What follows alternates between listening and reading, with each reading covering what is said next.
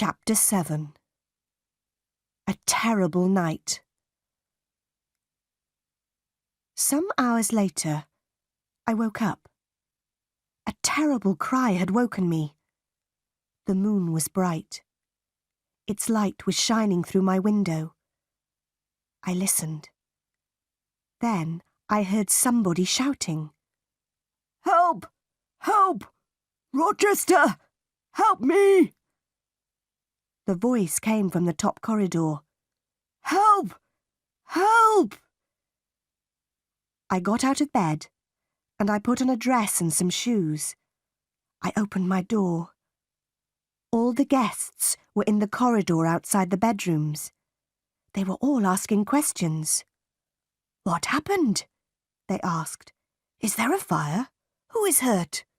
Where is Mr. Rochester?" "I am here," Mr. Rochester said. He was walking down the stairs from the top corridor. "What is wrong, Mr. Rochester?" Miss Ingram asked. "What has happened?" "Nothing is wrong," Mr. Rochester replied.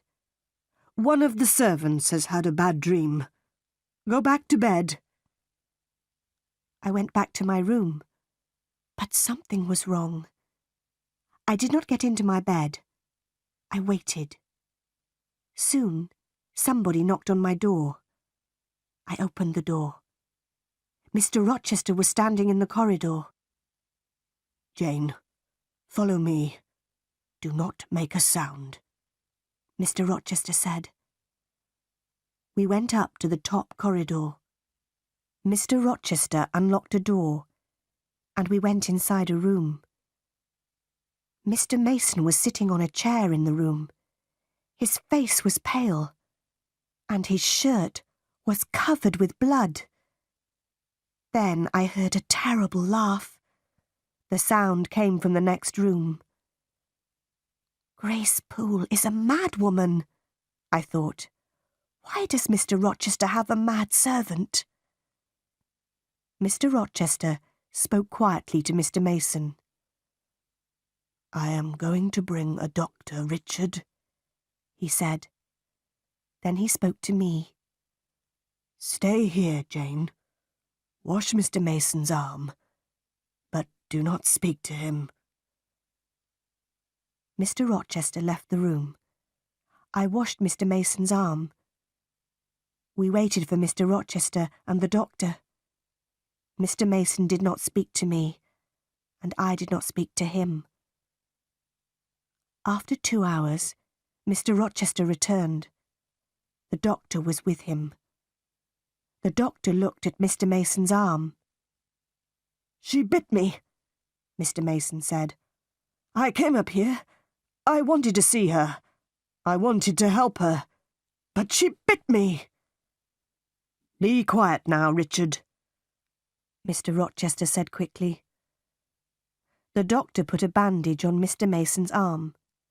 Mr. Rochester put Mr. Mason's coat round the injured man's shoulders. Then he spoke to me again. "Run downstairs, Jane. Unlock the small door at the side of the house," he said. "We will follow you." I went quickly downstairs, and I opened the door. Outside the door, a servant was waiting with a carriage. Mr. Mason and the doctor came out of the house. They got into the carriage. Then Mr. Rochester came out of the house too. Mr. Mason spoke to him through the window of the carriage. "Help her. Be kind to her, Rochester," he said. "Yes, I will, Mason," Mr. Rochester said. The servant drove the carriage away. "Will you walk in the garden with me, Jane?" Mr. Rochester asked. "I do not want to sleep now." "Yes, I will, sir," I said. Soon it was morning. The birds were beginning to sing. The flowers had a sweet smell. "It has been a strange night, Jane," Mr. Rochester said. "Were you frightened?"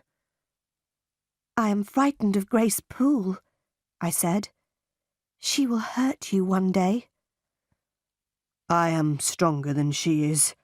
She will not hurt me, Mr. Rochester said. He looked at me for a few moments. Are you my friend, Jane? He asked me. Yes, sir. I will be your friend forever, I replied. Thank you, my dear, Mr. Rochester said. I have made mistakes. Now I want to be happy. That is not wrong, is it, Jane? He stopped speaking for a minute. Then he said, Go into the house. I'll talk to you tomorrow. But the next day, I had a letter from Gateshead Hall, my Aunt Reed's house. The letter was from my cousin Eliza. Gateshead Hall. Dear Jane Eyre, my brother, John, is dead. My mother is very ill.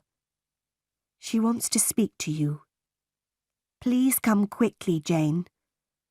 Your cousin, Eliza Reed. I started the journey to my Aunt Reed's house immediately. I arrived